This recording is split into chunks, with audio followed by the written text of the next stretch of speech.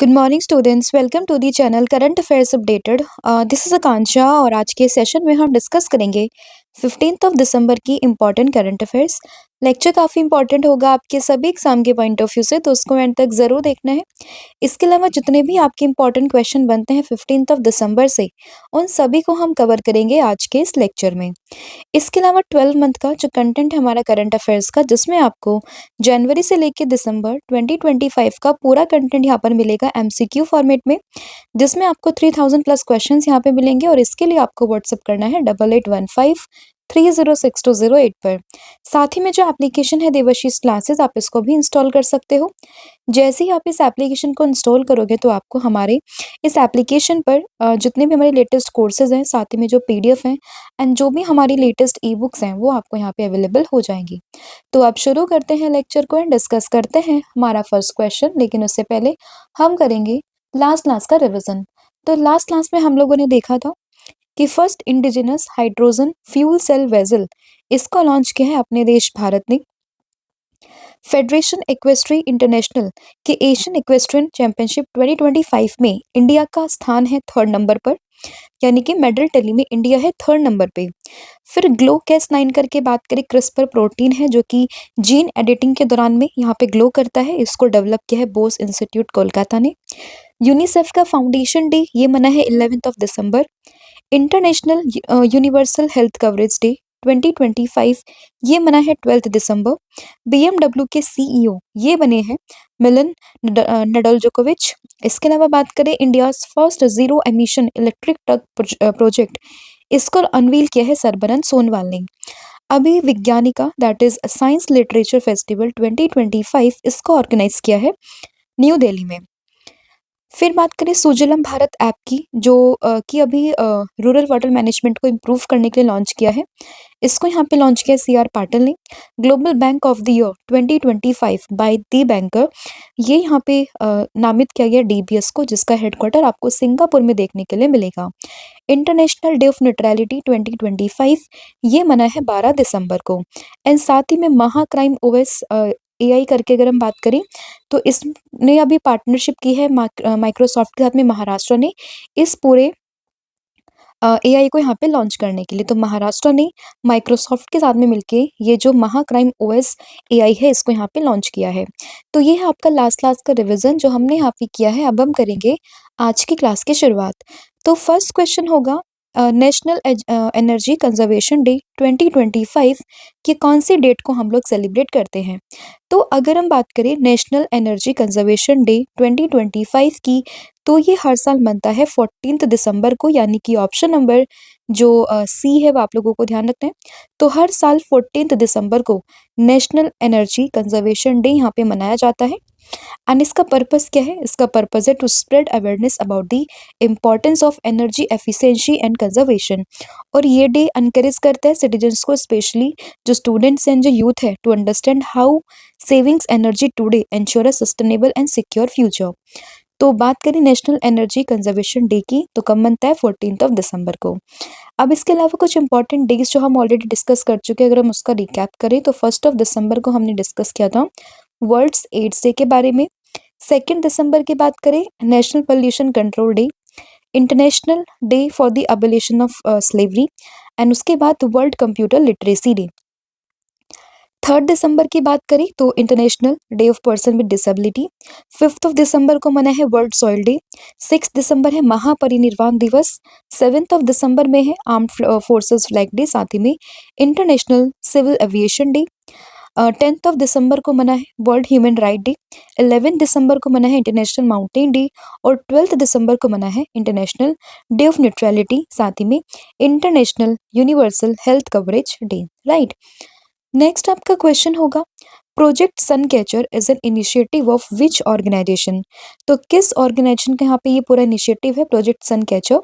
तो ये है यहाँ पे गूगल का, यानी कि ऑप्शन नंबर जो ए है वो आपको ध्यान रखना है। तो गूगल का इनिशिएटिव है, नाम है इसका प्रोजेक्ट सन कैचर, यानी कि ऑप्शन नंबर ए। अभी न्यूज़ में है क्यों? क्योंकि अभी अगर हम बात करते हैं, गूगल के सीईओ ने अनाउंसमेंट की है that project sun catcher a long term research plan to set up solar power data center in space. तो गूगल के सीईओ कौन है? सुंदर पिचाई। तो उन्होंने ही बात करी है कि जो ये प्रोजेक्ट सन कैचर है, जो कि एक लॉन्ग टर्म रिसर्च प्लान है, ये अपना डेटा सेंटर एस्टैब्लिश करेगा कहाँ पे? स्पेस में। And the project aims to build satellite constellation that can perform large scale machine learning using Google's tensor processing unit. हालांकि टेंसर प्रोसेसिंग यूनिट हमने already discuss कर ली थी जब हमने कुछ समय पहले देखा था कि मेटा इसको बात कर रहा है कि वो इंक्लूड करेगा, क्योंकि ये जो एआई है और मशीन लर्निंग है उसको स्पीड अप कर देता है। 2016 में गूगल ने इसको डेवलप किया था, ऑलरेडी हम इसको डिस्कस कर चुके हैं।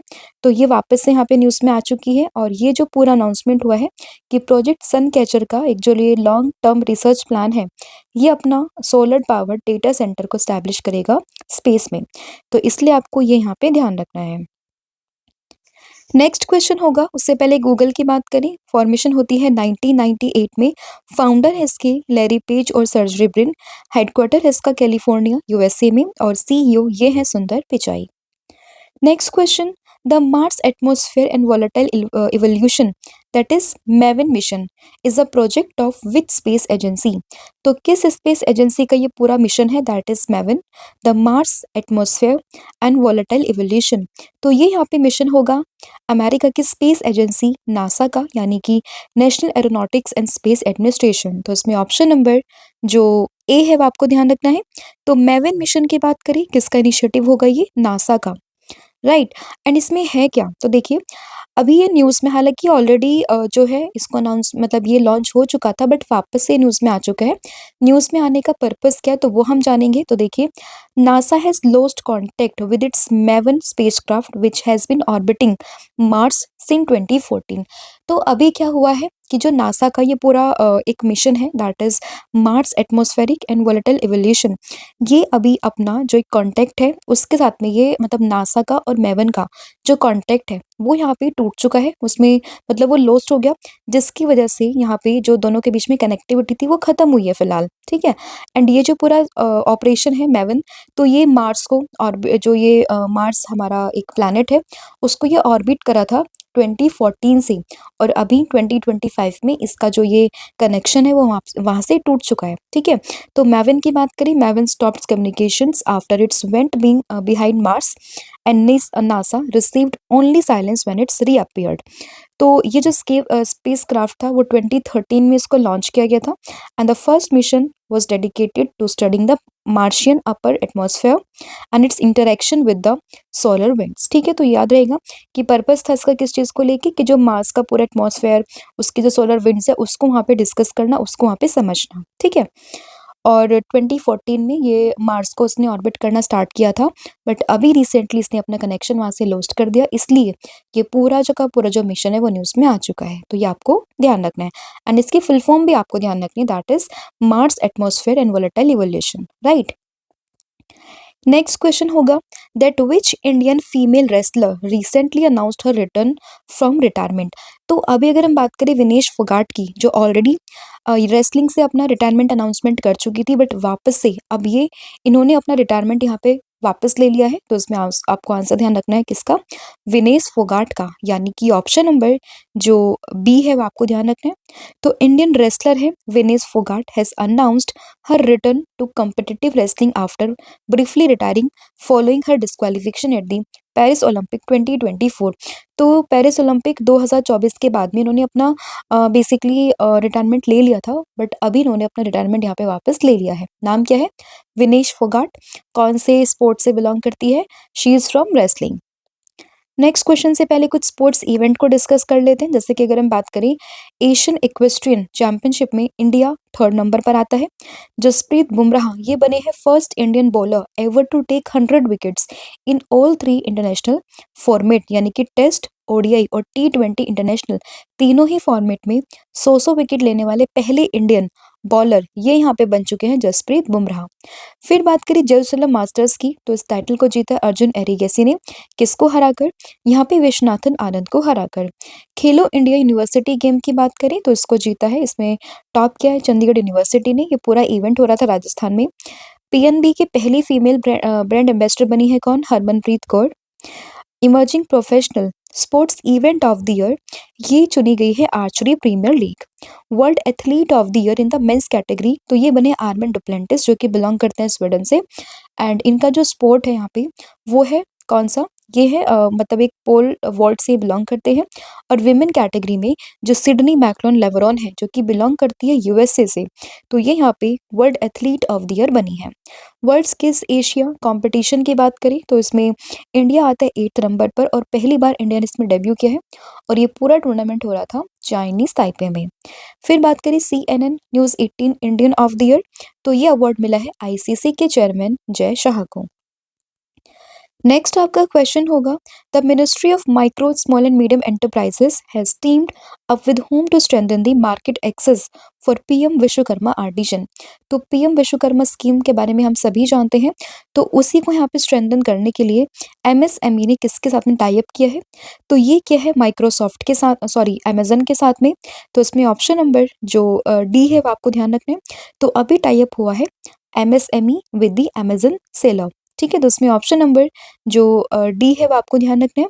और यहाँ पे जो भी आर्टिजन्स है which are enrolled under the PM Vishwakarma scheme, तो उनको यहाँ पे ऑनलाइन मार्केट का एक्सेस मिलेगा। उनका जो प्रोडक्ट का विजिबिलिटी है उसको एनहेंस किया जाएगा ताकि वो अपना customer base across the India उसको एक्सपेंड कर सकें। ठीक है, तो ये आप लोगों को ध्यान रखना है। बात करें पीएम विश्वकर्मा स्कीम की, 2023 के सितंबर 17 में इसको लॉन्च किया गया था। एंड ये यहाँ पे प्रोवाइड करते हैं एक holistic and end to end support to artisan registered under the PM Vishwakarma. ठीक है, तो ये आप लोगों को ध्यान रखना है। फिर यहाँ पे आपका अगला क्वेश्चन होगा, उससे पहले अमेजन की बात करें, 1994 में स्टैब्लिशमेंट होती है, हेडक्वार्टर इसका यूएससी में है। सीईओ ये है एंडी जेसी एंड फाउंडर ये है कौन? Jeff Bezos. नेक्स्ट क्वेश्चन होगा, the ACC under 19 Asia cup 2025 ये किस देश में होने वाला है? तो एसीसी अंडर 19 एशिया कप की बात करें तो ये होने वाला है दुबई यूएई में, यानी कि ऑप्शन नंबर जो ए है वो आप लोगों को ध्यान रखना है। तो दुबई में होगा 2025 का एसीसी अंडर 19 एशिया कप का 12th एडिशन, जो कि 12 दिसंबर से स्टार्ट हो चुका है और 21 दिसंबर तक ये चलने वाला है। ठीक है, तो याद रहेगा ऑप्शन नंबर ए दुबई यानी कि यूएई में। फिर होगा अगला question, in which city has a 70 foot tall iron statue of football legend Lionel Messi has been installed. तो कहाँ पे एक 70 फुट की हाइट का एक टॉल आयरन स्टैचू ये यहाँ पे अनवील किया गया है? तो सबसे पहले ध्यान रखना है ये हुआ है कोलकाता में। और है ये किसका? तो ये है यहाँ पे लियोनेल मेसी का। हम सभी जानते हैं गॉड इंडिया टूर हो रहा है लियोनेल मेसी का, जो कि 4 शहरों में आए हुए हैं। ठीक है, तो उसी में ही जो इनका एक स्टैचू है 70 फुट टॉल, ये इसको यहाँ पे लॉन्च किया गया है। तो इसमें ऑप्शन नंबर जो सी है वो आपको ध्यान रखना है। ठीक है, नेक्स्ट आपका क्वेश्चन होगा, which states Siliserh lake has been designated as India's new Ramsar site. तो अभी अगर हम बात करें, ऑलरेडी हम लोग डिस्कस कर चुके थे कि इंडिया की 94 साइट यहाँ पे हो चुकी है, बट अभी रिसेंटली 2 साइट्स और ऐड हुई और इसी के साथ में इंडिया की कुल मिला के 96 साइट यहाँ पे बन चुकी हैं। जिसमें कि अगर हम बात करें सिलिसर लेक की, तो ये अभी रिसेंटली इंक्लूड हुई है रामसर साइट में। और ये कहाँ से बिलोंग करती है? राजस्थान से, राजस्थान के अलवर से ये बिलोंग करती है। तो इसमें ऑप्शन नंबर बी आपको ध्यान रखना है। और इसी के साथ साथ अगर हम बात करते हैं छत्तीसगढ़ के बिलासपुर की, एक यहाँ पे कोपरा जलाशय है जो कि एक और यहाँ पे रामसर साइट बन चुकी है। तो बात करिए अलवर डिस्ट्रिक्ट का सिलीसर लेक, साथ ही में बिलासपुर छत्तीसगढ़ की कोपरा जलाशय, इन दोनों को ही अभी यहाँ पे रामसर साइट में इंक्लूड किया गया है। तो आपको ध्यान रहेगा इसमें ऑप्शन नंबर बी के बारे में। अगर हम बात करें सिलीसर लेक जो कि राजस्थान में है, तो ये एक ह्यूमन मेड आर्टिफिशियल लेक और वेटलैंड है जिसको कि अभी रामसर साइट यहाँ पे डिक्लेयर किया गया है। इंपॉर्टेंट एक वाटर बॉडी है ना, सेमी एरिड जोन। ठीक है, एंड ये आपको अलवर डिस्ट्रिक्ट ऑफ राजस्थान में देखने के लिए मिल जाएगा। फिर बात करें कोपरा जलाशय की, जो कि छत्तीसगढ़ में है, एक रिजर्वियर है। और बेसिकली अगर हम बात करें, originally constructed mainly for the irrigation purpose and now recognize for the hydrological and ecological importance. और ये आपको बिलासपुर के पास में महानदी रिवर के ऊपर जो ये कैचमेंट एरिया है वहां पर ये आपको देखने के लिए मिल जाएगा। नाम क्या है? कोपरा जलाशय। नेक्स्ट क्वेश्चन होगा, which state has been declared Naxal free recently. तो अभी जो है कौन सा स्टेट नक्सल फ्री यहाँ पे डिक्लेयर किया गया है, तो ये हुआ है मध्य प्रदेश। इसको यहाँ पे कंप्लीटली नक्सल फ्री यहाँ पे डिक्लेयर कर दिया है। तो इसमें ऑप्शन नंबर जो ए है वो आपको ध्यान रखना है। तो जो एमपी के सीएम है दैट इज मोहन यादव, उन्होंने डिक्लेयर किया that state completely free from the naxalism following the dramatic surrender of two high ranking Maoist in a Balaghat district. तो बालाघाट डिस्ट्रिक्ट में 2 माओइस्ट थे, उनके सरेंडर के बाद ही जो एमपी है वो कंप्लीटली यहाँ पे नक्सल फ्री बन चुका है। तो इसमें आपको ध्यान रखना है ऑप्शन नंबर ए के बारे में, राइट। नेक्स्ट क्वेश्चन होगा, recently who has been appointed as the new MD and CEO of PNB housing finance. तो पीएनबी हाउसिंग फाइनेंस के नए एमडी और सीईओ ये कौन बने हैं? तो ये बने हैं अजय कुमार शुक्ला, यानी कि ऑप्शन नंबर जो सी है वो आपको ध्यान रखना है। अजय कुमार शुक्ला बन चुके हैं पीएनबी हाउसिंग फाइनेंस के न्यू एमडी एंड सीईओ। तो इसमें ऑप्शन नंबर जो सी है वो आपको ध्यान रखना है, ठीक है। तो PNB housing finance has announced the appointment of Ajay Kumar Shukla as its new MD and CEO, right. इसमें अगर हम बात करें संजय मल्होत्रा की, तो आरबीआई के एट प्रेजेंट के गवर्नर हैं। फिर बात करें तुहिन कांता पांडे की, तो सेबी के चेयरमैन हैं। और जस्टिस सूर्यकांत की बात करते हैं तो ये रिसेंटली हमारे देश के चीफ जस्टिस ऑफ इंडिया यहाँ पे बने हैं, ठीक है। तो ये आप लोगों को ध्यान रखना है। नेक्स्ट क्वेश्चन होगा, अभी रिसेंटली सीआईसी यानी कि चीफ इंफॉर्मेशन कमिश्नर भारत के सीआईसी कौन बने हैं? तो ये बने हैं राजकुमार गोयल, यानी कि ऑप्शन नंबर बी आप लोगों को ध्यान रखना है। तो former law and justice secretary रह चुके Rajkumar Goyal has been chosen as the chief information commissioner, and the Central Information Commissioner will also have 8 new information commissioners including the 2 women former railway board chairperson रह चुकी जया वर्मा सिन्हा, और साथ ही में यहाँ पे सुधा रानी रेलंगी।